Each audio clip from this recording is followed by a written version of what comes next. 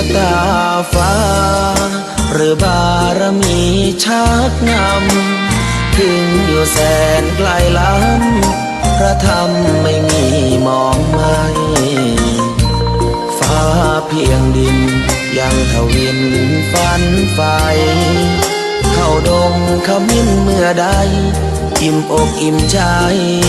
เสมอสายทางคนดีใจน้อมอธิษฐานบารมีสิ่งดีที่ได้พบเจอเห็นชายผ้าเหลืองทุกวันฝันเพ้ออยากบวชจริงละเมอเข้าวัดบ้านคงเป็นบุญที่เคยเป็นทุนสร้างมารักผ้าเหลืองดังว่าปรารถนายึดมั่นอยากบวชทุกทีผ้าเหลืองผืนนี้ผูกพันอยู่ในใจทุกวันใฝ่ฝันถึงผ้าเหลืองกายวาจาใจสัญญาว่าไม่เสื่อมคลายหัวใจมุ่งหมายเนืองไม่มีอะไรมากันให้คุณคืนศรัทธาผ้าเหลืองบวชเป็นเรื่องใหญ่เราวันรอคอยเข้าโบสถ์ได้บวชเสียทีเป็นคนสุขเต็มที่ตามรอยความดีพระพุทธเจ้าไม่ลืมบุญคุณพ่อแม่การุณเลี้ยงเราผ้าเหลืองห่มกายคลายเศร้าพ่อเราแม่เราศรัทธาสุขใจ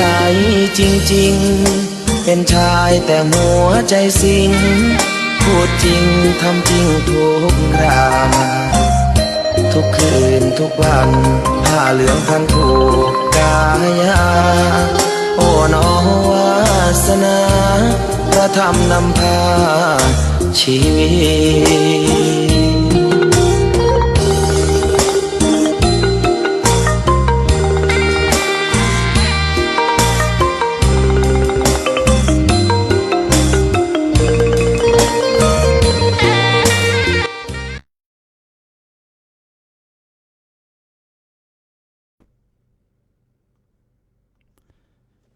นามาถุรัตนตยัสสะขอถวายความนอบน้อมแด่พระรัตนตรัย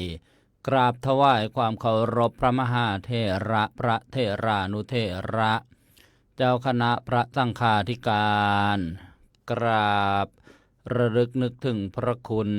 หลวงพ่อพระครูสุวรรณกิจจารักษ์หลวงพ่อพวนประพังกโรอดีตเจ้าอาวาสวัดท่าพญาจักรและกับขอโอกาสพระครูวิสิทธิกิจจาธรที่ปรึกษาเจ้าคณะตำบลอู่ทองเจ้าอาวาสวัดท่าพญาจักรขอนมัสการเพื่อนสหธรรมิกทุกรูปและสวัสดีน้องสามเณรเจริญพรโยมพ่อโยมแม่โยมปู่โยมย่าโยมตาโยมยายโยมลุงโยมป้าโยมน้าโยมอาญาติโยมอุบาสกอุบาสิกาผู้ฟังผู้ชมทุกท่านขณะนี้ท่านกำลังรับฟังและรับชมรายการธรรมะสำเนียงเสียงเนอดำเนินรายการสดโดยอัตมภาพพระสรายุทธสิริสาโรผู้อำนวยการสถานีวิทยุกระจายเสียงเพื่อการเผยแผ่พระพุทธศาสนาคลื่นสาธุเรดิโอ FM 101 เมกะเฮิรตซ์ประเภทบริการสาธารณะออกอากาศจากวัดท่าพระยาจักรหรือว่าวัดช่องลมบ้านท่าพระหมู่ที่12ตำบลอู่ทองอำเภออู่ทองจังหวัดสุพรรณบุรีรหัสไปรษณีย์72160หมายเลขโทรศัพท์0625959123และถ่ายทอดเชื่อมโยงสัญญาณไปยังสถานีวิทยุกระจายเสียงภาคีเครือข่ายเผยแผ่พระพุทธศาสนาหลายคลื่นความถี่หลายจังหวัดพร้อมกันต้องกับขอบพระคุณครูบาอาจารย์ ผู้อำนวยการผู้บริหารสถานีทุกคลื่นความถี่มาณโอกาสนี้สถานีวิทยุกระจายเสียงที่เชื่อมโยงสัญญาณรวมกันเผยแพร่นั้นก็มีรายคลื่นความถี่จะได้กราบขอบคุณอนุโมทนาแล้วก็ท่านผู้ฟังจะได้รับทราบนั่งรถลงเรือขึ้นเหนือล่องใต้ไปทางทิศทางไหนมีเครื่องรับวิทยุกระจายเสียงก็มุ่นฟังเรียกว่าฟังต่อเนื่องกันไปอยู่อำเภอนี้จะไปอำเภอทางโน้นก็จำชื่อความถี่ไว้จำหมายเลขความถี่ไว้อย่างนี้เป็นต้นแล้วก็ถ้าไม่มีความถี่วิทยุกระจายเสียงจริงๆก็ฟังวิทยุออนไลน์แอปพลิเคชันในระบบปฏิบัติการ Android ชื่อแอปวิทยุพระพุทธศาสนาทั่วไทยหรือถ้าใช้ระบบปฏิบัติการ iOS ก็ลงแอปโหลดแอปชื่อ F Stream ภาษาอังกฤษสีฟ้ามาติดตั้งและติดต่อขอที่อยู่ออนไลน์เรียกว่า URL ป้อนเข้าไปก็ใช้ได้ทั้ง2ระบบระบบปฏิบัติการในโทรศัพท์ส่วนใหญ่ที่เราใช้กันก็เป็นระบบ Android อีกระบบหนึ่งก็เป็นระบบผลไม้แหว่ง ผลไม้แหว่งรู้กันว่าคือระบบอะไรก็พบกับรายการธรรมะสำเนียงเสียงเนอได้เป็นประจำทุกวันตั้งแต่เวลา 14 นาฬิกาถึงเวลา 15 นาฬิกาพบกันวันนี้ตรงกับวันขึ้น9 ค่ำเดือน 4 ปีมะเส็งวันพุธที่25 กุมภาพันธ์พุทธศักราช 2569ก็ที่ได้บอกว่าจะได้อนุโมทนาคลื่นความถี่ไปทางทิศทางไหนจะได้สดับรับฟังที่จังหวัดสุพรรณบุรีรับฟังพร้อมกันอีก2คลื่นความถี่ด้วยกันซึ่งออกอากาศจากคลื่นส่งเสริมพระพุทธศาสนาอยู่ที่ตำบลไผ่ฟางอำเภอเมืองสุพรรณบุรีจังหวัดสุพรรณบุรี FM 103.75 เมกะเฮิรตซ์อนุโมทนาบุญโยมหมอวิวัฒน์จารุเพียรเลิศผลิตภัณฑ์ยาน้ำมะกรูดตามหมอวิวัฒน์ร่วมสนับสนุนการเผยแผ่พระพุทธศาสนาอีกคลื่นความถี่หนึ่งซึ่งออกอากาศจากวัดสามชุกตำบลสามชุกอำเภอสามชุกสุพรรณบุรี FM 100.25 เมกะเฮิรตซ์กราบขอบพระคุณหลวงพ่อพระครูสุวรรณวิจิตรเจ้าอาวาสแล้วก็พระอาจารย์วิสรุตผู้ดูแลในเรื่องของเทคนิคสถานีภาคเหนือที่จังหวัดเชียงใหม่ออกอากาศที่วัดหนองกายอำเภอแม่แตง FM 89.25 เมกะเฮิรตซ์ FM 99.75 เมกะเฮิรตซ์กับขอบพระคุณพระอาจารย์พระครูไพศิษฐ์ธรรมโชติแล้วก็ครูบาอาจารย์ทุกรูปที่จังหวัดเชียงใหม่อีกเช่นเดียวกันซึ่งออกอากาศจากวัดพระบาทอุดมตำบลเวียงอำเภอฝางกับขอบพระคุณคณะสงฆ์อำเภอฝางรู้สึกว่าความที่จากเดิม 100.25 เมกะเฮิรตซ์ FM จะเปลี่ยนเป็น 88.75 เมกะเฮิรตซ์ถ้าผิดพลาดก็ขออภัยที่ภาคเหนือจังหวัดตากออกอากาศที่วัดป่าสะพานซ่องตำบลวังประจบอำเภอเมืองตาก FM 95.75 เมกะเฮิรตซ์กราบขอบพระคุณหลวงพ่อบุญเรียนพุทธสโรที่จังหวัดเลยออกอากาศที่วัดป่าจริยธรรมอำเภอนาด้วง FM 96.5 เมกะเฮิรตซ์กับขอบพระคุณพระครูจริยสารธรรมและอนุโมทนาทิโชคชัยแก่นจำปาเจ้าหน้าที่เทคนิคที่จังหวัดอุทัยธานีออกอากาศที่คลื่นเมจิกเวฟอำเภอหนองฉาง FM 107.5 เมกะเฮิรตซ์อนุโมทนาดร.ชริตวงศ์สกุลที่จังหวัดอุบลราชธานีออกอากาศที่วัดพิษโสภารามตำบลแก้งเหนืออำเภอเขมราชจังหวัดอุบลราชธานี FM 102.75 เมกะเฮิรตซ์กับขอบพระคุณท่านเจ้าคุณพระภาวนาสุตตาภิรัตน์เจ้าอาวาสพระอาจารย์พระครูเกษมพิโสพลผู้อำนวยการสถานีและดีเจดีโดซ่อนเพชรดำบันและที่จังหวัดอุบลราชธานีอีกคลื่นความถี่หนึ่งซึ่งออกอากาศจากวัดป่าชุมชนบ้านฝาหวนอำเภอสี่เมืองใหม่ FM 88.75 เมกะเฮิรตซ์คลื่นพระพุทธศาสนากับขอบพระคุณพระครูอุบลวชิรคุณที่จังหวัดประจวบคีรีขันธ์ออกอากาศพร้อมกัน4คลื่นความถี่ด้วยกันวัดธรรมรังสีอำเภอ300 ยอด FM 97.5 เมกะเฮิรตซ์กราบขอบพระคุณพระครูโสพลธรรมพิทักษ์วัดนาล้อมอำเภอทับสแก FM 90 เมกะเฮิรตซ์กราบขอบพระคุณพระครูประชาพลากรสำราญอภิชาโต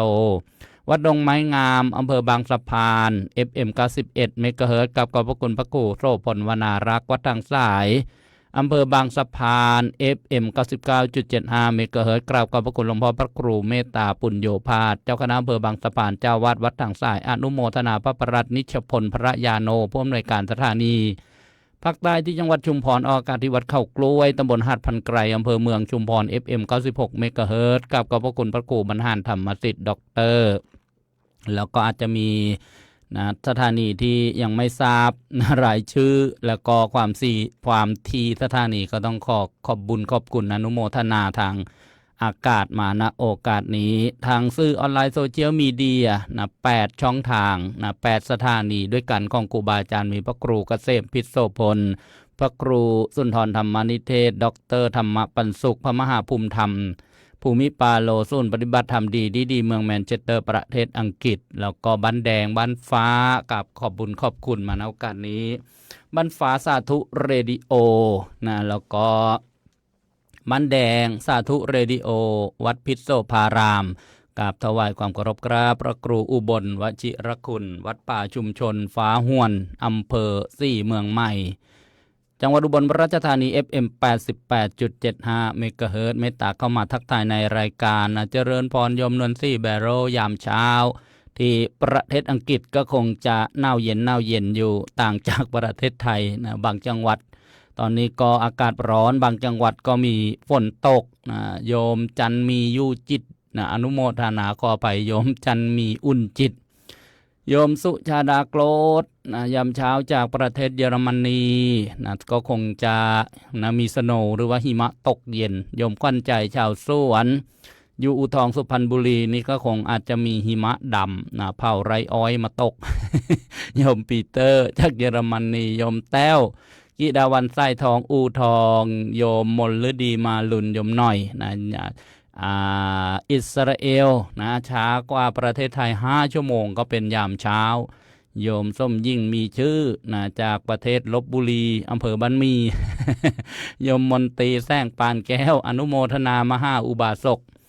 ใจบุญสุนทรทานอยู่ในสิ้นในธรรมวันก่อนไปแสดงธรรมที่มอเตอร์ธรรมสมาธินครปฐมโยมก็มานมัสการทำบุญค่าเดินทางแล้วก็ปวารณาบอกว่าถ้าจะล้างแอร์ปรับอากาศสถานีก็บอกโยมได้แล้วก็จะติดตั้งสถานีที่ได้รับอนุญาตใหม่ก็บอกโยมได้โยมก็ปวารณาชื่นอกชื่นใจอนุโมทนาในกุศลเจตนาโยมนิ่งน้องปันบางปะมาลุงปินอาพรจากวังสะพุงจังหวัดเลยไม่ทราบว่า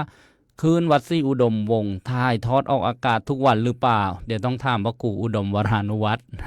สมบัติมูลนาคุณเคยกับท่านดีแต่บางวันท่านก็ถ่ายทอดบางวันก็ไม่ถ่ายทอดก็เลยไม่ได้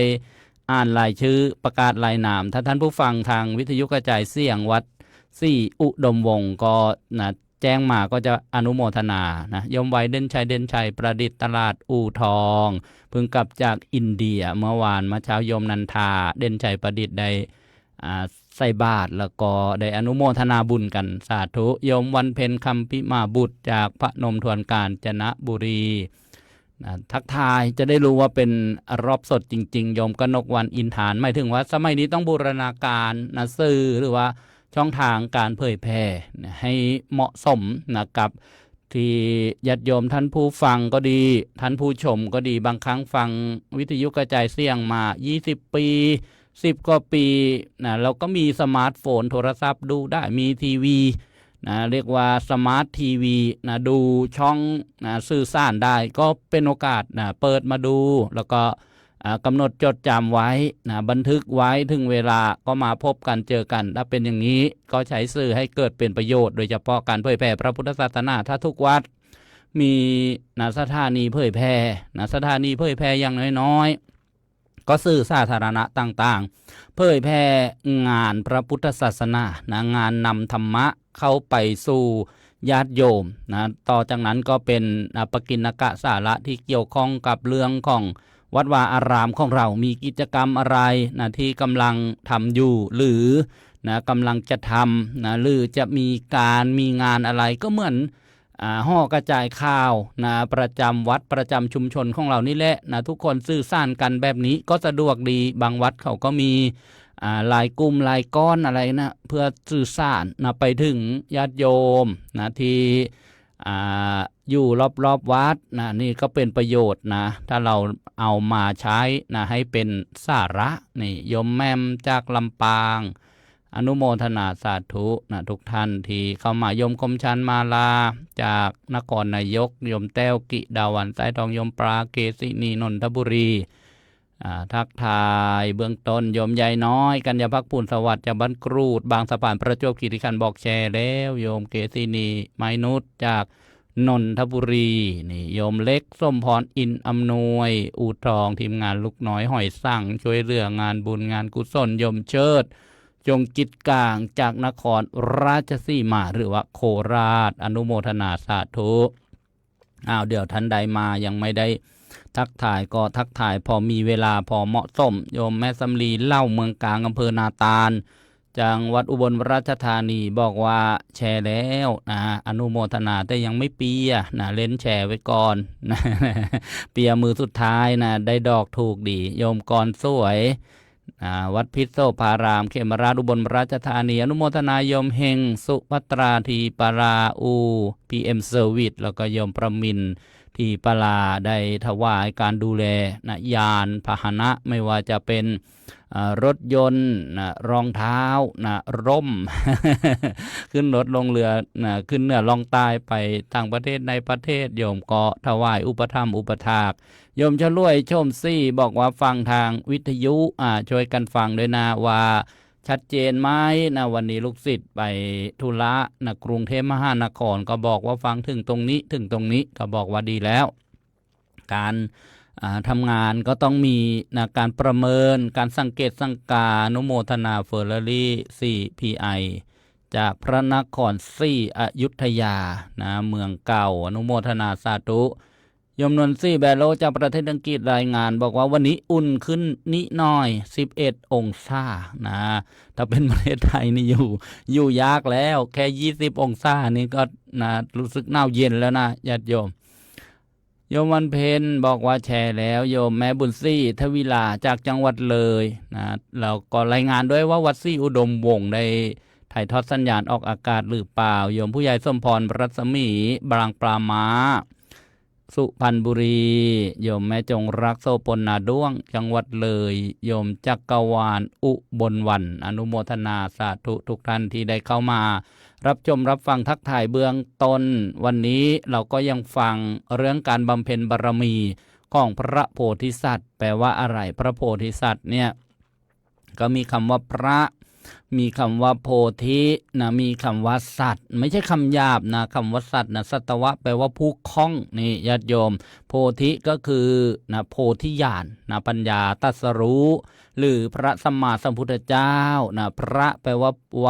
วระมาจากคำว่าแปลว่าประเสริฐใช่ไหมโยมอย่าไปว่าพระไม่ดีเพราะว่าคำว่าพระเนี่ยแปลว่าประเสริฐนะบอกนักบวชไม่ดีนะอันเนี้ยไม่ผิดแต่ถ้าพระไม่ดีนี่ผู้ประเสริฐไม่ดีนะถ้าพูดอย่างนี้ก็จะขัดกันในด้านความหมายอนุโมทนาดีเจดิโดซ่อนเพชรดำบันจบรายการไปชั่วโมงที่แล้วนะมนเพลงลูกทุ่งโลกแห่งดนตรีก็ได้มีเนื้อหาสาระมาประชาสัมพันธ์นะก็อนุโมทนาโยมลีลพัฒน์แพรพิพัฒน์กรุงเทพมหานคร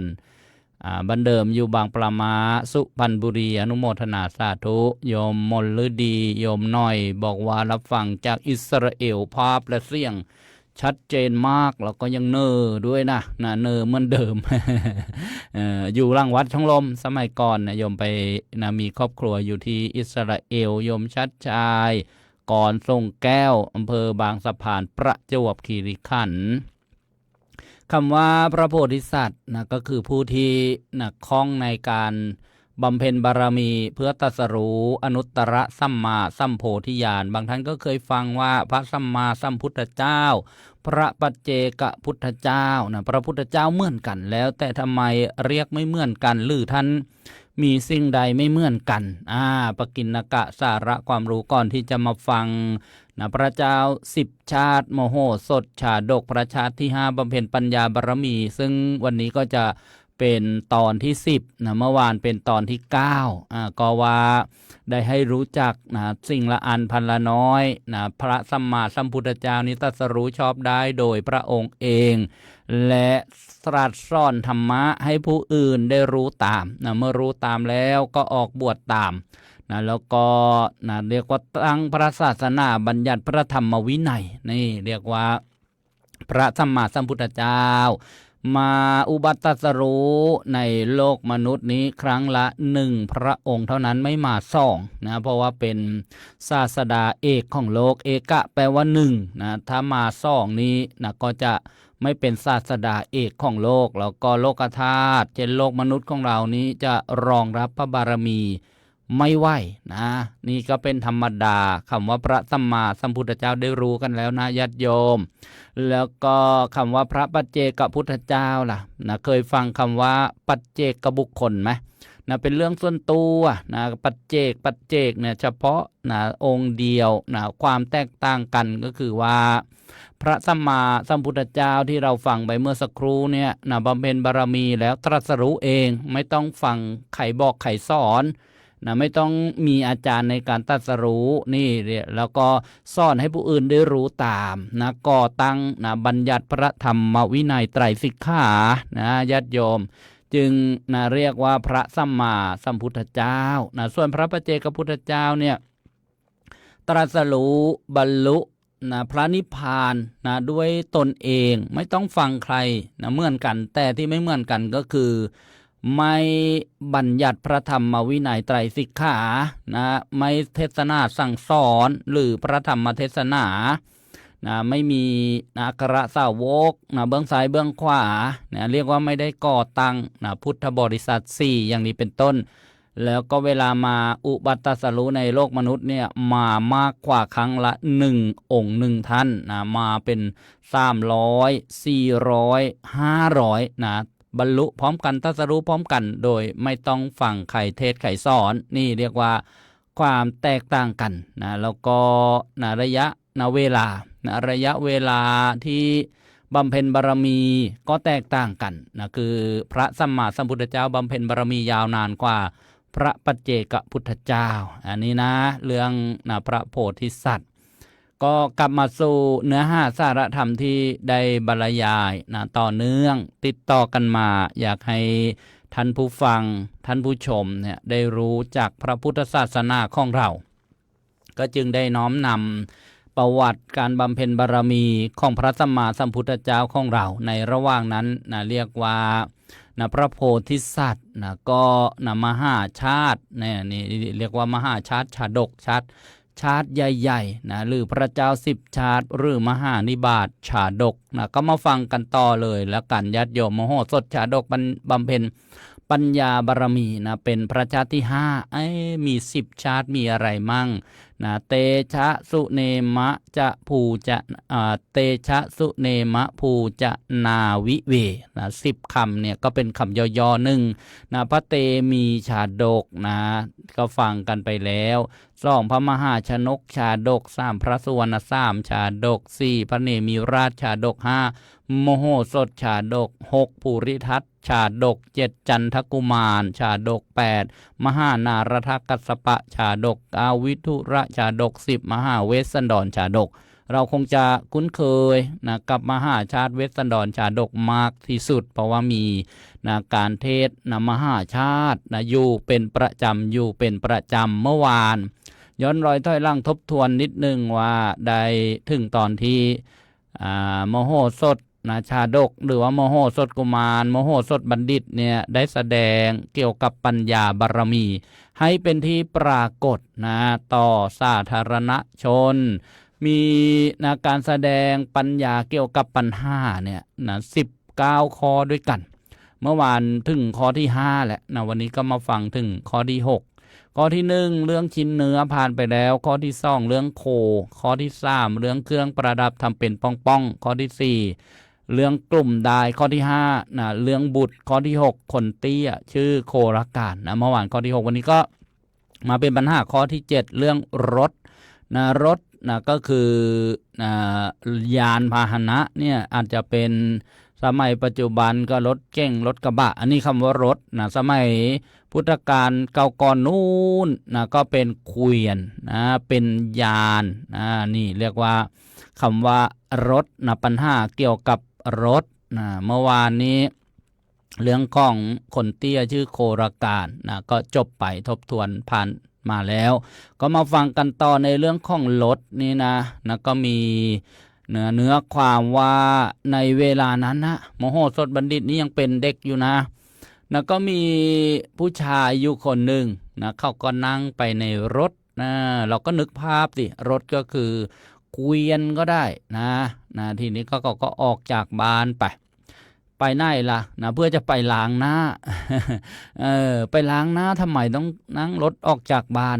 โยมถ้าเคยไปประเทศอินเดียเนี่ยนะการล้างหน้าเนี่ยเท่ากับเหมือนไปล้างบาปนะของวัฒนธรรมประเพณี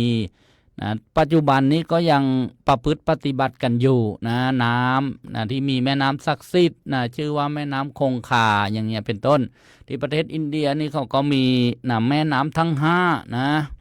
คงคายมุนาอจิรวดีมหีสระภูเนี่ยแม่น้ำนะ5 สายที่หล่อเลี้ยงดินแดนชาวภารตะนะหรือชาวอินเดียเนี่ยเวลานั้นเขาก็บอกว่าชักแม่น้ำทั้ง5นะเอาเรื่องนั้นมาพูดเอาเรื่องนี้มาพูดโน้มน้าวนะแม่น้ำที่ว่านี่ก็จะได้กล่าวว่าเขาออกจากบ้านเนี่ยนะเขาก็ไปอาบน้ำตอนเช้าไปล้างหน้ากันปัจจุบันนี้ก็ยังปฏิบัติอยู่ที่แม่น้ำคงคาเมืองพาราณสีที่เคยไปดูไปเห็นมานะก็จึงได้บรรยายว่าเขานั่งรถออกไปจากบ้านเนี่ยเพื่อไปล้างหน้าก็คือว่าไปล้างบาปไปทำความสิริมงคลบาปกลางคืนล้างตอนเช้าบาปกลางวันล้างตอนเย็นนะก็จึงนะเป็นที่มาของการอาบน้ำล้างบาปนะแล้วก็มีตอนหนึ่งที่มีพราหมณ์นะถามพระพุทธเจ้าหรือพระพุทธเจ้าสอนธรรมะว่าถ้าน้ำนี้ล้างบาปได้นะพวกกุ้งปลาปูห้อยเต่าที่มันอยู่ในแม่น้ำเนี่ยก็คงไม่ต้องมาเกิดแล้วนะเพราะว่ามันอยู่ในน้ำตลอดคงไม่มีบาปหรอกนะแต่การจะล้างบาปแบบทางพระพุทธศาสนานี้นะต้องละเว้นจากบาปต้องบำเพ็ญบุญกุศลนะต้องฝึกจิตฝึกใจนี่การที่เราได้ฟังเรื่องกันนะล้างบาปบาปนี่ล้างได้ด้วยหรือนะก็เสริมเข้าไปอีกว่าชายคนนี้นั่งรถออกไปจะไปล้างหน้าทีนี้ในตอนนั้นเนี่ยท้าวสักกะเทวราชมีเทวดาเข้ามาด้วยในเรื่องนี้ญาติโยมคือใครล่ะนะจอมเทพนะบนดาวดึงส์เทวโลกสวรรค์เนี่ยท้าวสักกะนี่นะญาติโยมเคยฟังหรือเปล่านะก่อนที่จะมาเป็นท้าวสักกะพระพุทธเจ้าเคยตรัสสอนเรื่องมคะมานพนะจากมนุษย์ธรรมดาไม่มีอะไรมากหรอกนะได้ทำถนนหนทางให้ทำเป็นที่ราบเรียบนะมีเพื่อนนะรวมนะในการทำนะเรียกว่าสาธารณประโยชน์จิตกุศลจิตอาสาเพื่อนรวมอุดมการมาสมัครรวมกันเป็น33 คนนะเตติงสะนะแล้วพอนั้นก็มีเรื่องนะนายบ้านกล่าวหาจนถูกนะผู้ปกครองพระราชาจับไปทำโทษนะให้ช้างเหยียบช้างก็ไม่เหยียบสืบส่วนถ่วนถามว่าเป็นเรื่องใส่ร้ายใส่ความกันนะผู้ใหญ่บ้านก็โดนทอดยศปลดอำนาจนะแล้วก็มาเป็นคนรับใช้แต่งตั้งให้มคะมานพได้เป็นนายบ้านนะได้รับช้างนะพระราชทานนะต่อจากนั้นก็ทำคุณงามความดีในโลกมนุษย์นะเมื่อสิ้นบุญนะแต่กายทำลายขั้นจากมนุษย์ได้ไปเกิดเป็นท้าวสักกะเทวราชเป็นจอมเทพนะอยู่สวรรค์ชั้นดาวดึงส์นะเราก็เรียกกันว่าพระอินทร์นั่นแหละญาติโยมท่านบำเพ็ญคุณธรรมนะที่ให้สำเร็จเป็นพระอินทร์นี่มีหลายชื่อนะท้าวพันตาท้าวนาวาสวะท้าวมัคควานะโยมก็คงจะเคยฟังไปแล้วแหละทีนี้ก็เอาแบบย่อๆก็แล้วกันขอประพฤติปฏิบัตินะที่ทำแล้วเจริญถึงแม้ว่าจะไม่ได้ไปเกิดเป็นพระอินทร์เนี่ย ก็ถือว่ามีนะคุณธรรมนะเรียกว่าเป็นบุคคลที่หาได้ยากอย่างหนึ่งก็แล้วกันนะญาติโยมรู้เปล่าว่าใครบ้างในโลกใบนี้หาได้ยากนะบุคคลหาได้ยากนะทุลภบุคคลทุลภสูตรเนี่ยมี3จำพวกนะบุคคลหาได้ยากในโลกนี้นะญาติโยมหนึ่งนะพระตถาคตอรหันตสัมมาสัมพุทธเจ้านะสองบุคคลผู้แสดงธรรมวินัยที่พระตถาคตพระสัมมาสัมพุทธเจ้าประกาศไว้3กตัญญูกตเวทีบุคคลนี้เป็นนะพระธรรมคำสอนของพระพุทธเจ้าที่ตรัสว่านะบุคคลหาได้ยากนะ3จำพวกนะในโลกนี้แหละเนี่ยก็เลยได้บรรยายนะว่าการที่จะทำคุณธรรมที่จะทำให้สำเร็จเป็นพระอินทร์หรือไม่ได้ว่างเป็นพระอินทร์หรอกแต่ทำแล้วจะนำความสุขความเจริญนะมาให้เราก็คือวัตบท7นะวัตระเนี่ยแปลว่าที่ทำบ่อยๆทำเป็นประจำบทแนวก็เป็นว่าทางนะทางไปสวรรค์นั่นเองญาติโยมนะ7สาย7อย่าง7หัวข้อหนึ่งมาตาเปติพโรแปลว่าเลี้ยงมารดาบิดานะ2กุเลเชธาปจายีแปลว่าเคารพผู้ใหญ่ในตระกูล3สันหวาโจแปลว่าพูดคำสุภาพอ่อนหวาน4อภิสุนาวาโจหรือเปสุเนยะนะปหายีแปลว่าไม่พูดส่อเสียดนะคือพูดให้เกิดความสมัครสมานสามัคคีส่อเสียดนี่ก็แปลว่านะทำให้เขาแตกแยกกัน5ทานะสั่งวิภาคารโตนะหรือมัชเชลวินยะแปลว่าอะไรล่ะไม่ตนีชอบเพื่อแผ่ให้ปันนะปราศจากความตรณี6สัจจะวาโจแปลว่ามีวาจาสัตย์คำจริงนะ7อโกทโนหรือโกธาพิภูแปลว่าไม่โกรธหรือถ้าโกรธขึ้นมาแล้วก็ระงับความโกรธได้นี่นะญาติโยมนะเรียกว่าวัตบท7ทางไปสู่สวรรค์7ทางมาตาเปติพรังชันตุงกุเลเชธาปจายินังสันหังสะคิละสัมภาสังเปสุเนยยัปปะหายินังนะมัชเชละวินเยยุตตังสันจังโกธาพิพุงนรังตังเวเทวาตาวติงสาอาหุสัพปุริโสอิติตินี่ภาษาบาลีก็มาด้วยนะจะได้นะฟังแล้วเกิดบุญเกิดกุศลวัตบท7นี่ก็มาฟังกันต่อว่าพระอินทร์หรือว่าท้าวสักกะเทวราชท่านมาทำไมในเรื่องของนะพระโมโหสถนะชาดกนะโมโหสถบัณฑิตที่จะเกี่ยวข้องกับเรื่องการบำเพ็ญปัญญาบารมีนะท่านบรรยายว่าท้าวสักกะเทวราชเนี่ยท่านทรงพิจารณาเห็นพระโพธิสัตว์นะก็คือโมโหสถกุมารนั่นเองนะพิจารณาท่านมีตาทิพย์มีหูทิพย์มีญาณยังรู้นะเรียกว่าก็เป็นนะข้องทิพย์ข้องเทวดานั่นเองท่านก็ดำริว่านะติตรองว่านี้เดี๋ยวเราจะทำปัญญานุภาพแห่งโมโหสถนะผู้เป็นพุทธางกูลให้ปรากฏนะญาติโยมเคยฟังหรือเปล่านอพุทธางกูลเนี่ยแปลว่าอะไรพุทธางกูลเมื่อสักครู่นี้ฟังเรื่องนะพระโพธิสัตว์ว่าผู้เป็นบารมีผู้บำเพ็ญบารมีเพื่อเป็นพระสัมมาสัมพุทธเจ้าเราเรียกกันว่าพระโพธิสัตว์แต่พอมาฟังตอนนี้ได้ยินคำว่าพุทธางกูลนะนอพุทธางกูลเนี่ยก็ฟังกันบ่อยได้ยินกันบ่อยก็ไพเราะเพราะพลิ้งอยากจะทราบความหมายนะพุทธางกูลเนี่ยก็คือว่าแปลว่าอะไรล่ะแปลว่านอพระพุทธเจ้านะนอพุทธางกูลนะญาติโยมเคยเห็นกอไผ่ไหมนะกอไผ่เนี่ยมีนออะไรนะนอไม้ แต่อย่าไปเทียบกับแรดนะว่ามีนอแรด แต่อันเนี้ยนอพระพุทธเจ้านะเรียกว่านอพุทธางกูลก็คือผู้ที่จะได้เป็นพระพุทธเจ้าต่อไปในภายภาคหน้านะก็คือพระโพธิสัตว์ที่กำลังภาคเพียรบำเพ็ญบารมี เพื่อให้ได้สำเร็จเป็นพระอรหันตสัมมาสัมพุทธเจ้าบรรลุพระสัมมาสัมโพธิญาณนะก็มาจากคำว่า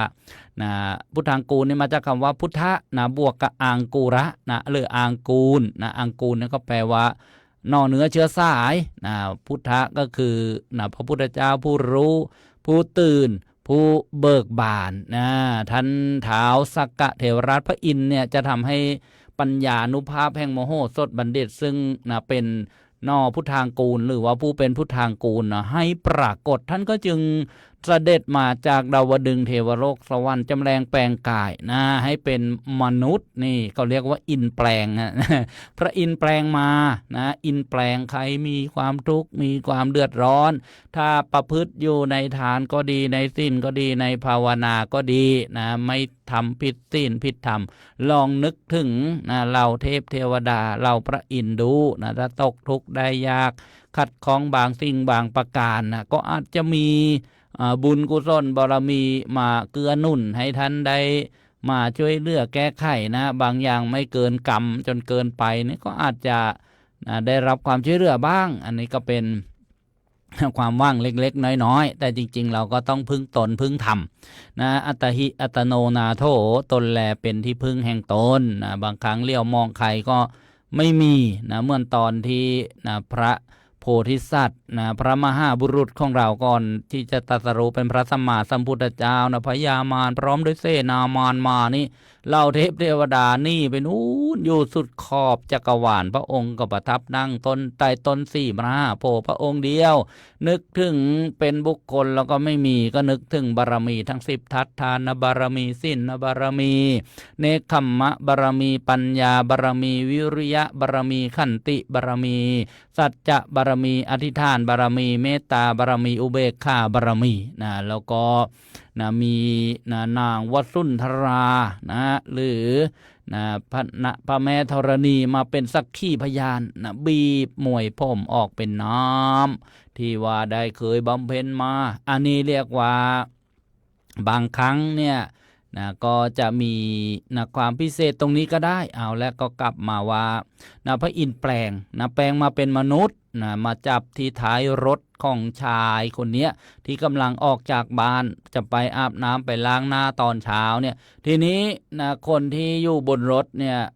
ชายที่อยู่บนรถนี่ก็หันมาเห็นว่าเอ้าแน่พ่อมาด้วยประโยชน์อะไรที่มาเกาะท้ายรถเนี่ยมาดันท้ายรถเนี่ยพระอินทร์ก็บอกว่าจะมาเพื่อช่วยเหลืออุปถากพอนั่นแหละทีนี้บุรุษหรือว่าชายเจ้าของรถนี่ก็บอกว่าดีแล้วพอไปถึงริมฝั่งแม่น้ำก็ลงไปจากรถเพื่อจะไปทำสรีรกิจล้างหน้าแปรงฟันอย่างนี้เป็นต้นแต่ขณะเดียวกันนั้นท้าวสักกะเทวราชหรือว่าพระอินทร์แปลงเนี่ยจากที่บอกว่ามาช่วยดันท้ายรถให้รถเกวียนเนี่ยไปเร็วๆใช่ไหมระหว่างที่เจ้าของรถเขาลงไปล้างหน้าล้างตาก็ขึ้นขับรถเองแล้วก็ขับหนีไปโดยรวดเร็วเลยเจ้าของรถพอมาเห็นรถถูกขโมยไปซะแล้วคนที่บอกว่าจะมาช่วยอุปถากดูแลเข็นรถนี่ขึ้นขับหนีไปก็เลยวิ่งตามกันไปแล้วก็บอกส่งเสียงไปด้วยหยุดก่อนหยุดแกจะนำรถของข้าไปไหนตะโกนบอกไปด้วยพระอินทร์แปลงที่บอกว่าเป็นท้าวสักกะแปลงมาเป็นคนแปลงมาเป็นมนุษย์เนี่ยก็บอกว่ารถของแกมันคันอื่นแต่คันนี้เป็นรถของข้าทีนี้ก็เถียงกันนี่ฝ่ายมนุษย์นี่ก็บอกว่ารถของข้าพระอินทร์ก็บอกไม่ใช่เสียงก็เลยดังไปผ่านมาใกล้กับประตูศาลาที่มโหสถบัณฑิตได้สร้างไว้ใช่ไหมที่ได้บอกว่ามีโรงตัดสินคดีความวินิจฉัยมีหลายห้องตั้งแต่มโหสถเนี่ยเป็นเด็กๆกันที่ได้บอกว่าออกแบบเพื่อที่จะเล่นกับกุมารบริวารไม่ให้โดนแดดโดนฝนทีเนี้ยเสียงก็มาถึงประตูศาลานี่มโหสถบัณฑิตก็เลยถามว่าเรื่องอะไรกันหยุดก่อนที่ทั้งสองคนมานี่หน่อยทีนี้สองคนนั้นก็มาพบมโหสถบัณฑิตก็ฝ่ายมนุษย์แล้วก็อินแปลงใช่ไหมทีเนี้ยพอมโหสถเห็นอาการต่างๆพอผ่านมาไล่เคสแล้วใช่ป่ะรู้เลยอีกรู้เลยเนี่ยคนนี้เป็นมนุษย์ในคนนี้ไม่ใช่มนุษย์เพราะอะไรล่ะเห็นอาการเห็นอาการนั้นก็รู้ว่านี่เป็นท้าวสักกะเทวราชเพราะว่าอะไรเพราะว่าไม่มีความกลัวไม่มีความเกรงไม่กลัวไม่เกรงอะไรเลยแล้วก็ ในตาไม่กระพริบนะไม่กระพริบตาด้วยนะเดี๋ยวนี้ดูไข่ต้องดูว่ามันกระพริบตาหรือเปล่านะญาติโยมแต่พอไม่กระพริบตานี่ก็อย่าไปคิดว่าเขาเป็นพระอินทร์แปลงมานะหรือว่าเป็นยักษ์คินีนะเหมือนเรื่องบุตรเมื่อวันก่อนนะไม่ใช่หรอกนะถ้าเกิดไม่กระพริบตาขว้างนะไอ้นี่มันยาบ้าหรือเปล่าวะเนี่ยนี่ให้ไกลเลยนะเพราะว่าอะไรเพราะคนพวกนี้เวลามันคลุ้มคลั่งแล้วเนี่ยพ่อแม่มันก็ไม่รู้จักแล้วนะเท่าถามคนอื่นแกรู้ไหมข้าเนี่ยเป็นลูกไข่ไม่รู้แล้วลืมพ่อลืมแม่ข้าได้นะโอ้น่ากลัวเหมือนกันนะไอ้ติดยาเสพติดเสียสติเนี่ยนะฆ่าพ่อฆ่าแม่ฆ่าครูเดี๋ยวนี้นะก็นิยมนะฆ่านักเรียนจับนักเรียนปิดโรงเรียนจับนักเรียนเป็นตัวประกันอะไรอย่างนั้นนะก็ดูให้ดีนะถ้าไม่กระพริบตาเนี่ยอาจจะไม่ใช่อินแปลงหรือว่ายักษ์คินีแปลงมาอาจจะเป็นคนคลุ้มคลั่งนะยาบ้ายาเมายาเสพติดก็ได้นะญาติโยมทีเนี้ยมโหสถบัณฑิตเขารู้ว่าเนี่ยเป็นท้าวสักกะเทวราชเป็นพระอินทร์เพราะว่าในตาไม่กระพริบไม่มีความกลัวเกรงนะแล้วก็รู้ด้วยว่ามนุษย์คนนี้เป็นเจ้าของรถแต่ก็ไม่ได้ตัดสินวินิจฉัยโดยนะปัจจุบันทันด่วนทันทีก็ถามเหตุการณ์ต่างๆความเป็นมาเป็นไปแห่งการทะเลาะถกเถียงวิวาทกันเนี่ยเราก็ถามทั้งสองคนว่าจะอยู่ในวินิจฉัยนะของเราไหมสองคนก็รับว่าจะอยู่ในการวินิจฉัยในการตัดสินทีนี้มโหสถบัณฑิตก็เลยนะสอบถามว่าเนี่ยเดี๋ยวจะตัดสินแล้วนะด้วยวิธีการนะจะขับรถรถม้ารถเกวียนอะไรนี่แหละจะขับเองละหรือให้คนของมโหสถบัณฑิตขับแล้วก็ให้คนทั้งสองที่ฝ่ายหนึ่งกล่าวว่าเป็นคนขโมยรถอีกฝ่ายหนึ่งก็บอกว่ารถนี้ของกระผมจับท้ายรถแล้วก็วิ่งกันไปถ้าเป็นเจ้าของรถจริงๆเนี่ยเขาจะไม่ยอมปล่อยรถแต่ถ้าเป็นผู้ที่ไม่ใช่เจ้าของรถเนี่ยเขาก็จะปล่อยรถเหมือนเรื่องบุตรนะที่มียักษ์คินีแย่งทารกกับแม่เด็กทารกนั่นแหละคล้ายๆประมาณนั้นแหละญาติโยมทีนี้มโหสถบัณฑิตก็ให้คนหนึ่งนี้ขึ้นไปจงขับรถไปสร้างคนที่เป็นบริวารว่าขับไปแล้วก็ให้คนทั้งสองคนที่บอกว่าเป็นเจ้าของรถจับท้ายรถวิ่งตามไปก็แล้วกันปล่อยรถออกไปวิ่งไปได้ไม่ไกลหรอกเจ้าของรถที่เป็นมนุษย์มันก็เหน็ดเหนื่อยใช่ไหมก็มนุษย์ธรรมดากายเนื้อเหงื่อใครก็ไล่ออกก็ปล่อยรถแล้วก็ยืนอยู่เฉยๆแต่ฝ่ายอินแปลงท้าวสักกะเทวราชเนี่ยก็วิ่งไปกับรถตลอดเลยนะวิ่งทั้งไปแล้วก็วิ่งทั้งกลับมโหสถบัณฑิตก็บอกกลับมาได้แล้วรถไปไกลพอประมาณแล้วใช่ไหมก็เห็นว่าคนฝ่ายหนึ่งยืนเหนื่อยอีกคนหนึ่งนี้วิ่งไปแล้วก็วิ่งกลับคนที่วิ่งไปแล้วก็วิ่งกลับตามรถทันตลอดนี่นะเหงื่อก็ไม่ออกเหนื่อยก็ไม่เหนื่อยลมหายใจก็ไม่มีความสะทกสะท้านความหวาดกลัวก็ไม่มีในตาก็ไม่กระพริบมโหสถบัณฑิตก็ให้มหาชนได้ดูได้รู้ว่าเนี่ยเห็นไหมคนเนี้ยวิ่งนิดเดียวก็เหนื่อยแต่อีกคนหนึ่งนี่ไม่เหนื่อยเลยทั้งไปทั้งกลับเหงื่อสักหยดหนึ่งก็ไม่มีลมหายใจก็ไม่มี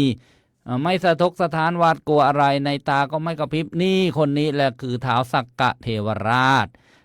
ต่อจากนั้นมโหสถบัณฑิตก็ถามกับท้าวสักกะเทวราชเนี่ยถามตรงๆเลยเป็นภาษามนุษย์นี่แหละโยมไม่ใช่เป็นภาษาเทพภาษาอะไรที่เขาออกข่าวโซเชียลกันพูดอะไรก็ได้ให้คนฟังไม่รู้เรื่องงง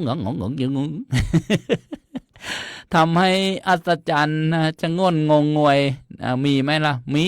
สมัยก่อนกับเทพ 5G บ้างอะไรบ้างไปออกรายการดังๆบอกพูดอีกทีสิให้เหมือนเดิมไม่เหมือนแล้วภาษาอะไรวะเนี่ยสรุปว่ามั่วนี่เรียกว่าท้าวสักกะเทวราชกับมโหสถบัณฑิตเขาก็คุยกันเป็นภาษาที่มนุษย์ก็ฟังรู้เรื่องถามวันนี้ท่านเป็นท้าวสักกะเทวราชใช่หรือไม่เป็นเทวดาโสสิเจ้าเป็นเทวดาหรือเปล่าท้าวสักกะเทวราชก็ตอบว่าใช่แล้วถามอีกว่าแล้วพระองค์เสด็จมาเพื่ออะไรท้าวสักกะเทวราชอินแปลงก็บอกว่าที่มาเนี่ยก็มาเพื่อประกาศปัญญาของเธอนั่นแหละ ปัญญาของโมโหสถกุมารโมโหสถบัณฑิตเนี่ยโมโหสถบัณฑิตก็เลยบอกว่าถ้าฉะนั้นเนี่ยพระองค์อย่าได้กระทำอย่างนี้อีกนี่ท้าวสักกะเทวราชท่านก็จะแสดงสักกานุภาพของท้าวสักกะเนี่ยท่านก็ลอยขึ้นไปในอากาศแล้วก็ตรัสคำสรรเสริญคำชมเชยโมโหสถบัณฑิตว่าเนี่ยเธอวินิจฉัยความดี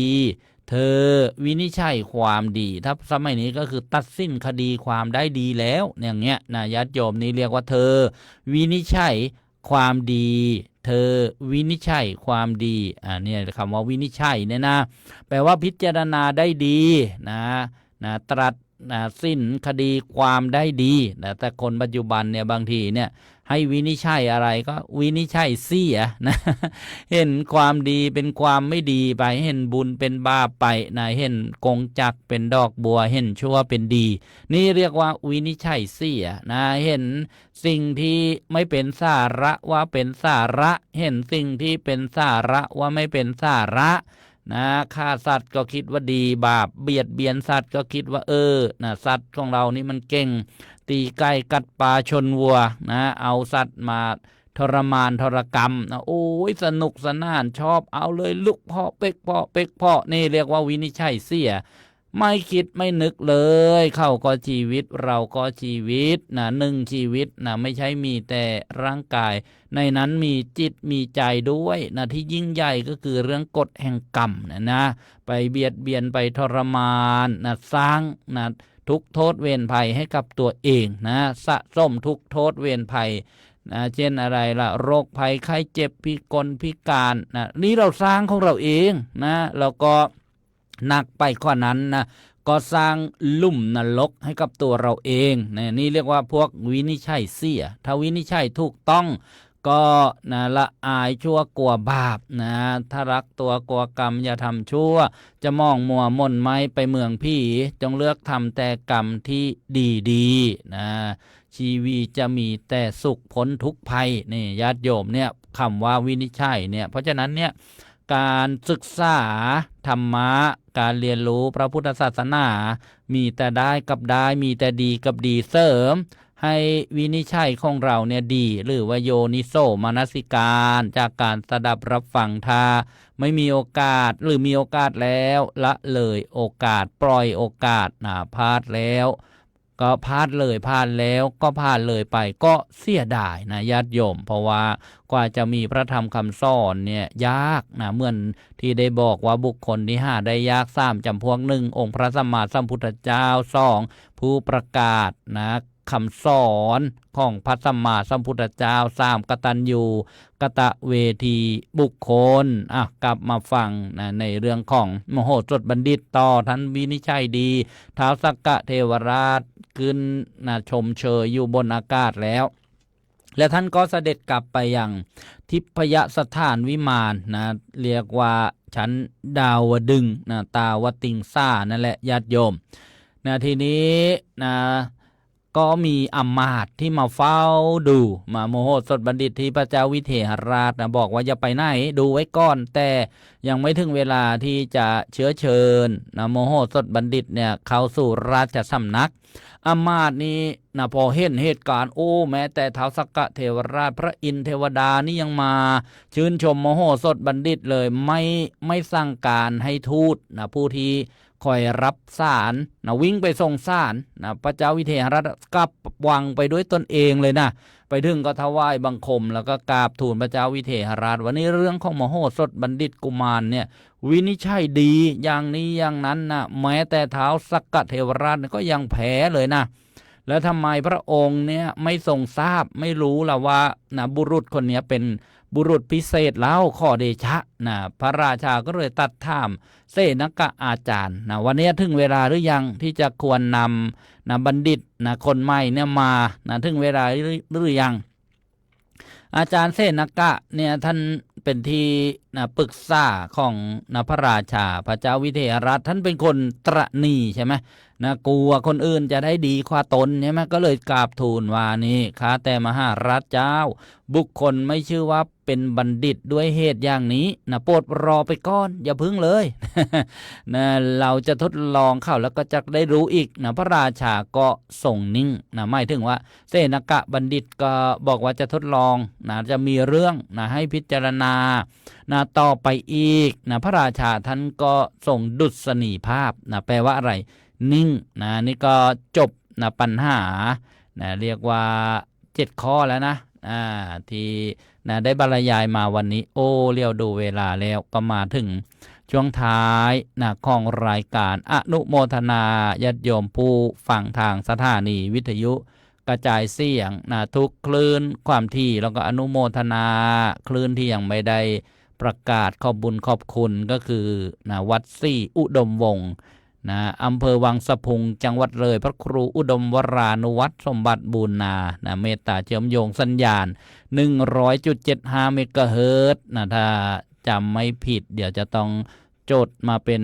นะลายลักษณ์อักษรหรือว่าบรรณาบัญชีหมายถึงว่าโยมไปทางทิศไหนเนี่ยประโยชน์ก็คือจะได้หมุนนะคลื่นนาปัดนะในรถยนต์ที่ญาติโยมเดินทางหรือบางคนนี่มีวิทยุเล็กๆนะเครื่องเล็กๆติดตัวไปนะหมุนไปทางนู้นก็เจอนะหมุนไปทางนั้นก็เจอมีเครือข่ายนะมีเครือข่ายหรือใช้โทรศัพท์สมาร์ทโฟนนะก็ฟังจากแอปหรือนะช่องทางโซเชียลมีเดียกดเข้าไปดูบ้านแดงบ้านฟ้าแล้วก็มีบันทึกย้อนหลังดูได้ด้วยนะฟังซ้ำฟังเพลินๆฟังเอาบุญฟังเอาความรู้ฟังเพื่อน้อมนำไปประพฤติปฏิบัติฟังเพื่อให้เป็นบุญเป็นวาสนาเป็นบารมีนะนี่ได้บอกว่า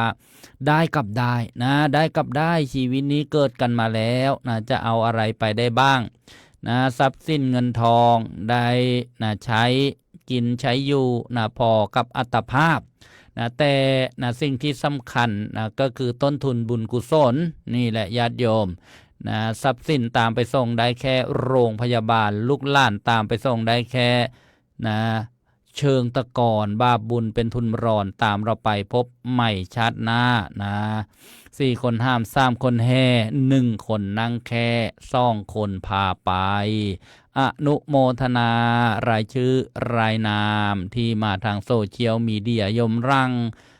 พันธิพาอัครพานุพัฒน์นี่อยู่ใกล้วัดมากเลยเนี่ยอนุโมทนาได้หมุนคืนมารับฟังแล้วก็ที่แนะนำญาติโยมนะฟังวิทยุทรานซิสเตอร์เนี่ยช่วยกันแนะนำก็ถือว่าเป็นการแชร์คำว่าแชร์เนี่ยให้นะเพื่อนบ้านล้านถิ่นนะชาวบ้านย่านที่โยมอยู่เนี่ยได้รู้จักคลื่นสถานีวิทยุนะชวนกันไปนะซื้อเครื่องรับนะ300 400 500ไม่แพงหรอกถ้าไปเทียบกับสิ่งที่เป็นอะไรล่ะนะเป็นตัวเลขเป็นกระดาษนะบางคนโอ้ยนะวันนี้มันมีเขานะเท่าไหร่ก็ลงทุนกันไปเอามาฟังมารับกันหรือบางคนนี่อยากจะสร้างบุญสร้างกุศลสร้างปัญญาบารมีซื้อแล้วก็มอบให้เลยนี่เป็นบุญนะที่มีอานิสงส์มากนะพระพุทธเจ้าตรัสสอนไว้แล้วสัพพทานังธรรมะทานังชินาติการให้ธรรมะเป็นทานย่อมชนะการให้ทั้งปวงสัพพะระสั่งธรรมะระโสชินาติรสแห่งธรรมะย่อมชนะรสทั้งปวงสัพพะระติงธรรมะระตีชินาตินะความยินดีในธรรมย่อมชนะความยินดีทั้งปวงนะตัณหักขโยสัพพะทุกขังชินาติความสิ้นไปแห่งตัณหาย่อมชนะทุกทั้งปวงอนุโมทนาโยมแม่บุญศรีทวีลาจากจังหวัดเลยบอกว่า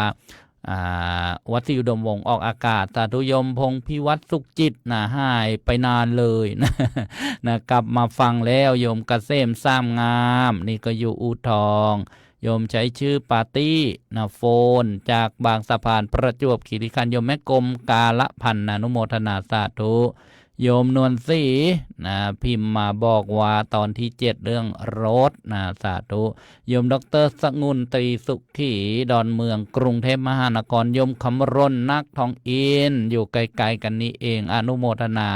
จระเข้3,000อู่ทองโยมสมบูรณ์จีนอนง4 แยกท่าพระอู่ทองโยมรุ่งนภาแต่งงามเมื่อวานได้มาถวายปัจจัยนะแต่วันนี้นะลืมหยิบขึ้นมาเมื่อมาถึงนี้ก็จะ อนุโมทนาเลยก็แล้วกันว่าได้รับแล้วนะเมื่อวานโยมมาถวายปัจจัยนะค่าไฟค่านะบำรุงการเผยแผ่พระพุทธศาสนานะทุกเดือนซึ่งประกอบไปด้วยคุณโยมรัชนี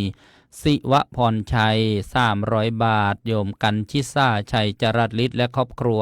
320 บาทโยมกรทิพย์อนันต์เศรษฐการ200 บาทโยมสามารถอุมาลีใจยั่งยืนโยมสามารถหรือว่าโยมอุมาลีใจยั่งยืน100 บาทโยมป้าแต้วสำราญภูลสวัสดิ์100 บาทโยมวันเพ็ญรักรุ่ง100 บาทโยมน้องว่านอมรรักแต่งงาม200 บาทอนุโมทนาโยมรุ่งนภาแต่งงามเป็นผู้ที่เป็นสะพานบุญรวบรวมกันมานี่ก็เป็นปัจจัยสนับสนุนที่ให้เกิดการเผยแผ่พระพุทธศาสนาก็จะสังเกตอาตมาเนี่ยไม่ค่อยบอกบุญเลี้ยไหลอะไรหรอกก็ให้โยมมีปัญญาพิจารณานะก็เป็นเหมือนอุดมการณ์ที่ทำมาตั้งแต่แรกใครทำก็บอกว่าจะทำยังไงแล้วถ้าไม่มีใครมาสนับสนุนก็บอกว่าก็เลิกนะสิจะไปทำไมล่ะแล้วจะไปทำอะไรล่ะเอาก็ไปศึกษาเล่าเรียนเรื่องที่จะให้ทำมันเยอะแยะไปหมดนะแต่ว่าพอเห็นมีความรู้ความสามารถพอทำได้ก็ทำอย่างเช่นตอนนี้กำลังขยายสถานี4คลื่นความถี่เนี่ยเอาจริงนะโยมไม่ได้พูดล้อพูดเล่นนะมีหนังสือทางราชการจากกสทช.แจ้งมาแล้วนะว่าอนุญาตให้วัดท่าประหยัดจักรที่ขอใช้คลื่นนะประกอบกิจการวิทยุกระจายเสียงนะได้เพิ่มอีก4คลื่นสถานีด้วยกันก็เลยบอกญาติโยมว่ามานะโยมมาสร้างวัดในอากาศสร้างธรรมาสในท้องนภากันนี่ไม่ต้องไปหาที่ดินสร้างใหม่หรอกนะเพราะว่ามีวัดอยู่แล้วนำอุปกรณ์เช่นเสาส่งสัญญาณห้องส่งเครื่องส่งเชื่อมโยงกันก็ออกอากาศได้เนี่ยนี่เรียกว่าสร้างวัดในอากาศสร้างธรรมาสในท้องนภาให้ธรรมะเป็นทานย่อมชนะการให้ทั้งปวงก็มาร่วมด้วยช่วยกันเมื่อวานเนี่ยก็ได้บอกแล้วว่ามีโยมถวายเสาก็ให้รถให้ญาติโยมก็อนุโมทนาเจ้าภาพรถขนรถบรรทุกเรียกว่าคันใหญ่เลยนะบรรทุกเสาจากนู้นเลยวังม่วงสระบุรีไปที่วัดภูจวงอำเภอบ้านไร่จังหวัดอุทัยธานีคือเจ้าภาพถวายเสาคุณโยมพัฒมนเจ้าของสถานีวิทยุแต่เลิกกิจการก็เลยได้ไปจ้างช่างช่างก็ร่วมบุญด้วยนะคือต้องไปรื้อเสาลงเขาคิดเป็นเมตรเสาต้นหนึ่ง60 เมตรช่างก็คิดเมตรละ400 บาทแล้วพอเห็นว่าเป็นของวัดทำก็เลยร่วมบุญด้วยลดราคาทำบุญด้วยเมตรละ100 บาทก็ลดหย่อนไปเหลือเมตรละ300 บาทรวมก็ 18,000 บาทก็เมื่อวานก็นำไปลงแล้วก็จ่ายค่าวัสดุอุปกรณ์ช่างลงแล้วก็จะต้องมาทำฐานทำสถานที่ที่จะขึ้นเสาช่างก็เบิกไปอีก 18,000 บาทเมื่อวานเนี่ยก็2 รายการนี้ก็เป็น 36,000 บาทแล้วก็เติมน้ำมันรถ5,000 บาทสนับสนุนคนขับอีก 1,000 บาทก็รวม 40,000 กว่าบาทเมื่อวานรถก็ได้อนุโมทนาเจนูคลังแสง LED โยมศิรภพโยมรพัฒรดาวสุชัดแก้วหนู LED นี่ก็อยู่ติดวัดนี่แหละพี่ชายของช่างโต้งช่างประจำสถานีศิรภพวสุชัดแก้วก็อนุโมทนาบุญกันนี่ก็เป็นความคืบหน้าบรรยากาศอีกไม่นานก็จะได้ออกอากาศส่งกระจายเสียงที่วัดภูจวงอำเภอบ้านไร่จังหวัดอุทัยธานีวัดชนประชาเทพนิมิตรอำเภอด่านช้างวัดเกาะแก้วอำเภอซ่องพี่น้องวัดพุทธบูชาดอนมะข้ามอำเภอพนมทวนจังหวัดกาญจนบุรีก็มาร่วมด้วยช่วยกันญาติโยมมากบางน้อยบางไม่เป็นประมาณงบประมาณก็ประมาณ3 ล้านบาททั้ง4สถานีท่านใดจะรับทั้งหมดเลยก็อนุโมทนาท่านใดจะรับ1 ล้านบาทก็อนุโมทนารับ100,000 บาทก็อนุโมทนารับ 10,000 บาทก็อนุโมทนารับเป็นเจ้าภาพ 1,000 บาทก็อนุโมทนา100 บาท1 บาทก็อนุโมทนามาไม่ถึงมาไม่ไหวอยู่ไกล ก็ร่วมบุญกับทางวัดได้เป็นบัญชีของวัดลดหย่อนภาษีได้สแกน QR Code ได้ตามภาพที่ปรากฏนี่แหละนะญาติโยมสะดวกสบายไม่ต้องไปยืนกับสัมภากระเหมือนปีเก่าก่อนนู้นแล้วเขาเชื่อมโยงระบบนี้เป็นบัญชีวัดไม่มีแอปพลิเคชันคอยดูมีกรรมการดูแลมีหลวงพ่อเจ้าอาวาสเมตตาดูแลบริหารก็เพื่อกิจการสถานีวิทยุกระจายเสียงในใบอนุญาตของวัดท่าพระยาจักรตำบลอูทองอำเภออูทองจังหวัดสุพรรณบุรีนี่แบบสแกน QR Code บางท่านฟังวิทยุมองไม่เห็น QR Code แล้วพระอาจารย์ทำยังไงธนาคารกรุงไทยบัญชีเลขที่725 086 7296ธนาคารกรุงไทย725 086 7296ชื่อบัญชีวัดท่าพระยาจักรวงเล็บสถานีวิทยุกระจายเสียงแล้วก็ส่งหลักฐานโทรศัพท์มาบอกได้หมายเลขโทรศัพท์062 5959 123หรือไม่ได้ติดใจยุ่งยากอะไรมากกับการลดหย่อนภาษีหมายเลขโทรศัพท์นี้ก็เป็นพร้อมเพย์โทรบอกได้ส่งเอกสารส่งภาพส่งหลักฐานได้ในแอปพลิเคชัน LINE บ้านสีเขียวนี่ภาพที่ปรากฏท้ายรายการท่านใดจะโทรศัพท์เข้าร่วมรายการ0625999123ประชาสัมพันธ์ท่านผู้มีศรัทธาไปกราบสังเวชนียสถานทั้ง4ตำบลประเทศอินเดียเนปาลประเทศอินเดียและก็ประเทศเนปาลระหว่างวันที่20ถึงวันที่31มีนาคม2569นี้เดือนหน้านี่ละญาติโยม12วัน11คืนกับบริษัทท่องขวาถั่ว4สังเวชนียสถานแล้วก็สถานที่พิเศษเมืองสังกัสสะสถานที่พระพุทธเจ้าเสด็จลงจากดาวดึงส์เทวโลกสวรรค์เมืองอัคราเมืองเก่าของอินเดียมีทัชมาฮาลสิ่งมหัศจรรย์ของโลกเมืองนิวเดลีเมืองหลวงของประเทศอินเดียแล้วก็กราบพระบรมสารีริกธาตุกราบสถานที่พระพุทธเจ้าแสดงมหาสติปัฏฐานสูตรพระภิกษุสามเณรแม่ชีท่านละ 40,000 บาทญาติโยมท่านละ 42,000 บาทจัดแค่33ที่เตดติ่งสะรีบติดต่อโยมมาที่สถานีก็ได้ทางโทรศัพท์ก็ได้ทางไลน์ก็ได้ทางโซเชียลก็ได้ข้อรายละเอียดเจริญพรเจริญพรนมัสการเจ้าค่ะโทรจากที่ไหนโยมโทรมาจากบางสะพานยายจะทำบุญเคยส่ง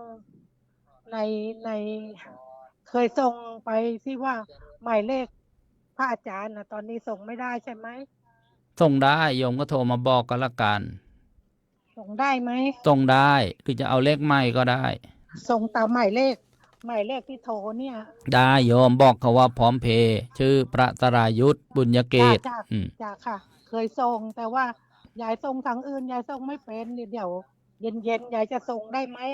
เย็นลูกกลับมาให้ส่งให้ได้แล้วก็โทรมาบอกหรือให้เพิ่มเย็นเดี๋ยวพอเขากลับมาลูกกลับมาก็จะให้เขาส่งไปให้อะไรแบบเนี้ยได้แล้วก็บอกเขาเพิ่มยายเองยายทำไม่เป็น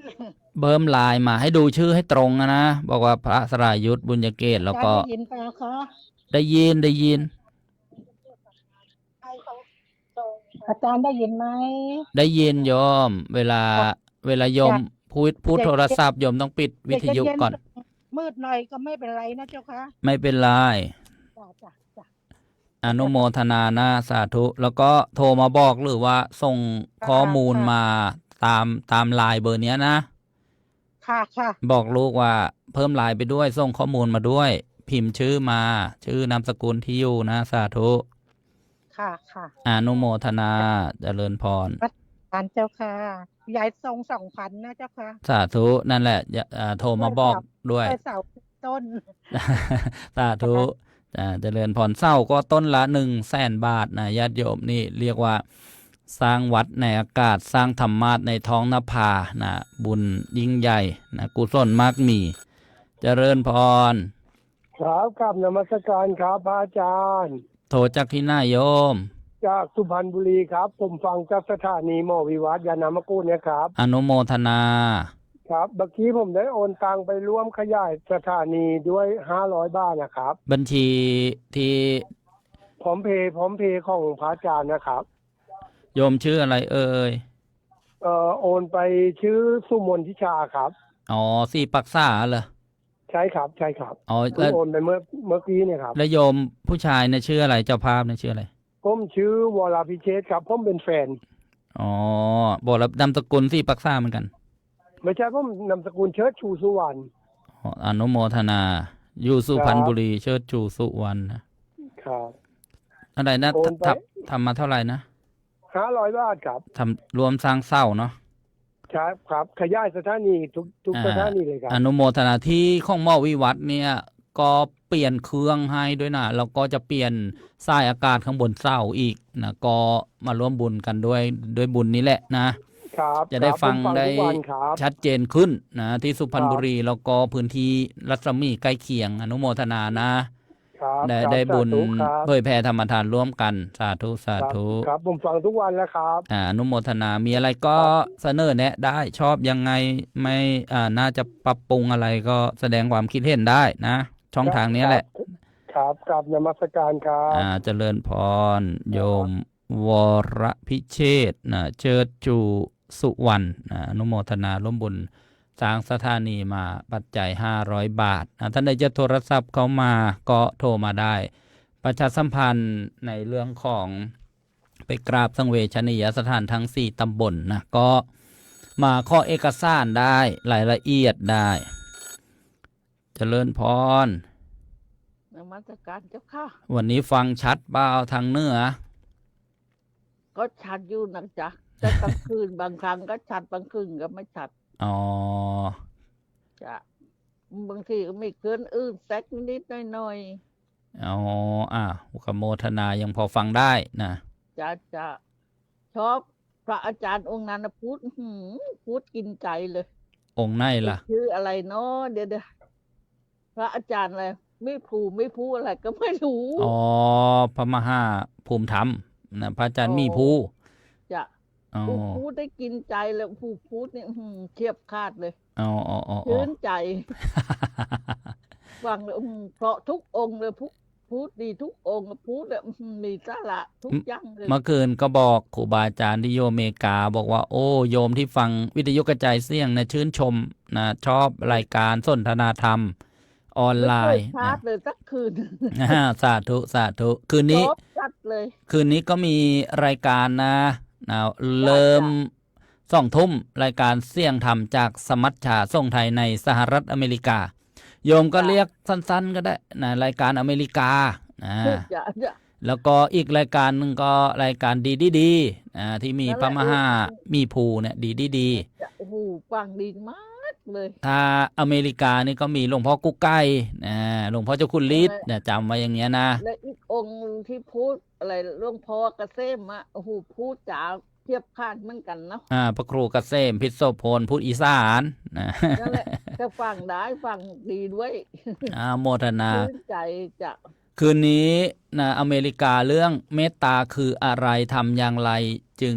จะได้ผล เมตตาคืออะไรทำอย่างไรถึงจะได้ผล การมีเมตตาเนี่ยที่เราฟังกันบ่อยๆมีเมตตาให้กันและกันนะคืออะไรแล้วก็ทำอย่างไรถึงจะได้ผลผลของเมตตาก็เรียกว่ามีอานิสงส์11 อย่างนั่นนะ นั่นแหละการสมัชชาทรงชัยก็ดี เนี่ยสมัชชาส่งไทยในสหรัฐอเมริกาคืนนี้2 ทุ่มนะถึง3 ทุ่มครึ่งเวลาที่ประเทศไทย จะไม่มีอะไรแล้วจ้ะ อนุโมทนา สธุเจ้าค่ะ สาธุจ้ะโยมก็บอกไม่มีอะไร นึกว่าจะมีสักล้าน2 ล้าน อนุโมทนาก็ถือว่าประชาสัมพันธ์รายการค่ำคืนวันนี้ แล้วก็วันพรุ่งนี้นานาสาระธรรมดีนะภาคสเปเชียลนะก็มีรายการดีนี่ก็ทุ่มครึ่งนะถึง3 ทุ่มครึ่งพักออนไลน์ แล้วก็สถานีวิทยุกระจายเสียงเวลา1 ทุ่มครึ่งนะขออภัยนะพักออนไลน์นะเริ่ม1 ทุ่ม เริ่มงงเวลานะที่ประเทศไทยนะเวลาประเทศไทยถ้าอังกฤษนะก็เที่ยงวันยุโรปบ่าย1 โมงอเมริกาเช้าตรู่นะแล้วก็ ภาคภาควิทยุกระจายเสียงนะภาควิทยุกระจายเสียงเริ่มนะ1:30นะเป็นต้นไปนะเวลาที่ใช้ในการดำเนินรายการก็ประมาณ2 ชั่วโมงนะ2 ชั่วโมงจริงๆถ้าสเปเชียลในที่คุยกันไว้เก่าก่อนนู้นก็ว่า1 ชั่วโมงครึ่งแต่ว่าครูบาอาจารย์ก็มีเนื้อหาสาระมาบรรยายกันนะก็เลยเป็น2 ชั่วโมงโดยประมาณเจริญพรโยมป้าแถวนมัสการค่ะอาจารย์เดี๋ยวโยมพระแถวไลน์มาแล้วโยมพระแถวจะโทรบอกนะเมื่อกี้อาจารย์บอกว่าแหมโยมบอกว่าไม่มีอะไรคิดว่าจะมีสัก1 ล้าน 2 ล้านโยมพระแถวปล่อยกาก เดี๋ยวโยมพระแถวไลน์มาแล้วโยมพระแถวก็จะโทรมาบอกนะพร้อมเพย์นั่นแหละ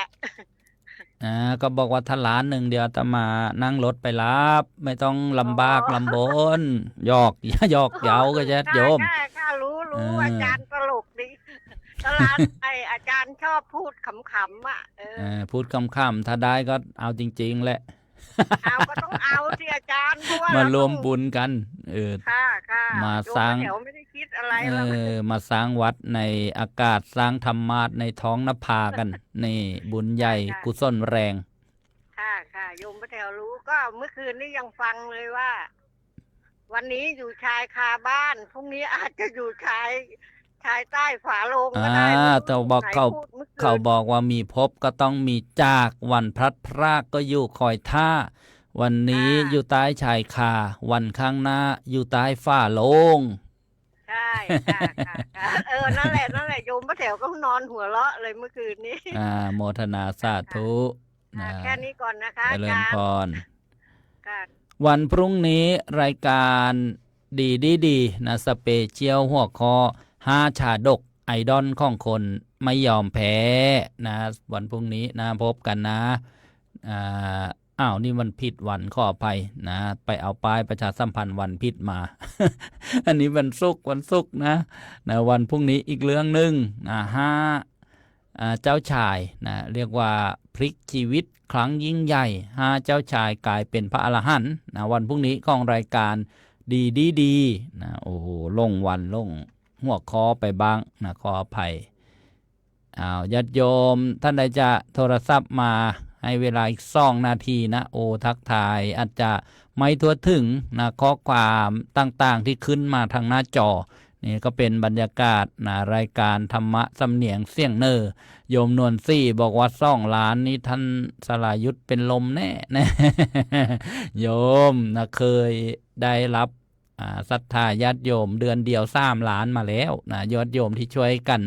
สร้างสถานีวิทยุกระจายเสียงที่ใช้อยู่ปัจจุบันเนี่ย10 กว่าปีเนี่ยนะตอนนั้นนะบอกนะญาติโยมมาร่วมด้วยช่วยกันเดือนเดียว3 ล้านนะทุกวันนี้ก็ใช้ประโยชน์อยู่นะอนุโมทนาโยมคัมมุลเลอร์นะบอกว่าป้าแต้วเสียงน่ารักจากเยอรมนีนะก็คงจะหนาวเย็นนะโยมคำบอกว่าบางครั้งก็กินกาแฟกับสามี โยมลุงนภาแต่งงานบ้านตลาดเขตอนุโมทนาทักทายโยมเกษินีก็มาสวัสดีป้าแถวโยมนวลซี่สวัสดีป้าแถวบางท่านก็พิมพ์ตุ๊กตาเขาเรียกว่าอีโมจินะหัวเราะนะโยมคมชานก็อนุโมทนามัตสีสยามโยมนงครานฮัสเช่นอนุโมทนานะทักทายโยมเฟอร์รารี่อนุโมทนาเจ้าภาพเศร้าสถานีนะที่ไปลงที่วัดผู้จวงอำเภอบ้านไร่จังหวัดอุทัยธานีอนุโมทนาสาธุโยมนนทรีบอกแดดมาแล้วดีใจสุดๆนะเพราะว่าฝนเนี่ยตกติดต่อกันมา2 เดือนเต็มๆโอ้โหนี่เป็นบรรยากาศนะที่ประเทศอังกฤษนะ UK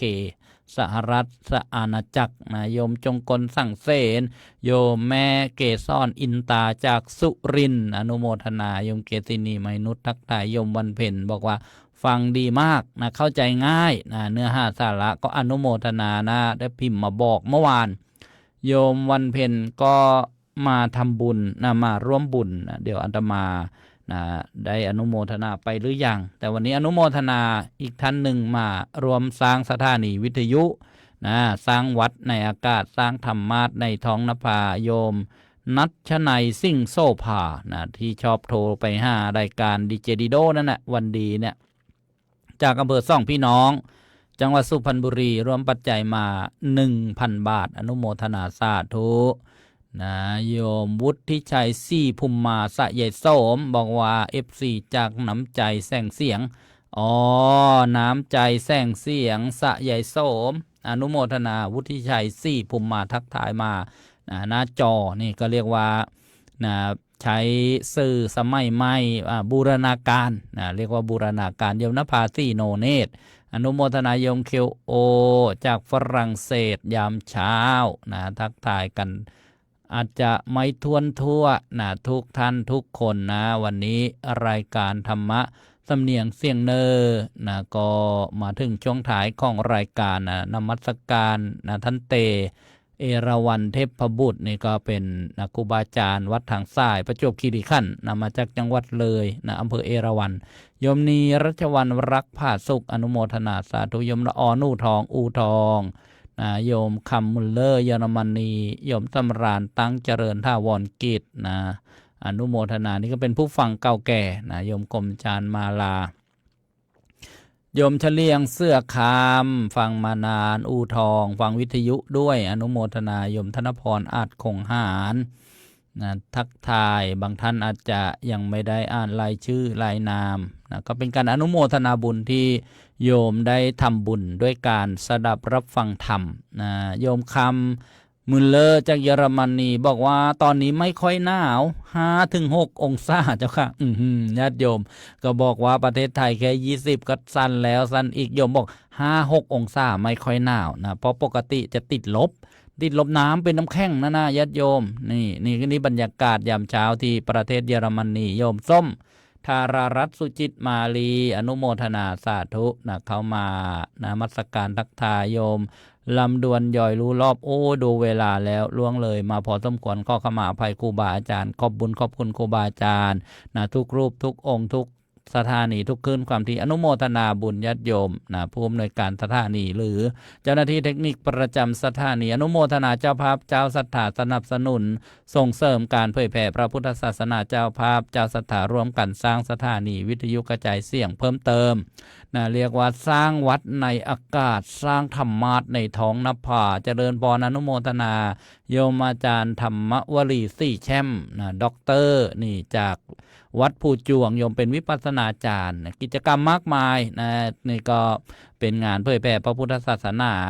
จากวัดภูจวงอำเภอบ้านไร่จังหวัดอุทัยธานีโดยมีท่านพระอาจารย์พระมหาลำพันธ์ปุญญามโนปริยนธรรม9ประโยคเจ้าคณะอำเภอบ้านไร่เจ้าอาวาสวัดภูจวงเป็นสำนักปฏิบัติธรรมท่านก็เป็นพระวิปัสสนาจารย์ด้วยโยมอาจารย์ธรรมวลีก็เป็นวิปัสสนาจารย์เพิ่งจะกลับจากงานเผยแผ่ที่จังหวัดเลยวัดโพนทองอำเภอภูเรือก็ขออนุโมทนาสาธุการกลับมาเมื่อวานนี้เองได้มาทักทายในรายการอนุโมทนาสาธุอนุโมทนาเจ้าภาพเจ้าศรัทธาอีกครั้งหนึ่งผู้สนับสนุนแล้วก็ผู้ที่ร่วมบุญกันมาแล้วก็ผู้ชมผู้ฟังทุกท่านพบกันกับรายการธรรมะสำเนียงเสียงเนอได้ใหม่ในวันพรุ่งนี้เวลาเดียวกันนี้สำหรับวันนี้ขอความสุขความเจริญจงบังเกิดมีแก่ทุกท่านยิ่งขึ้นไปเป็นปัจจัยถึงความพ้นทุกข์คือพระนิพพานโดยกันทุกท่านทุกคนเทอญ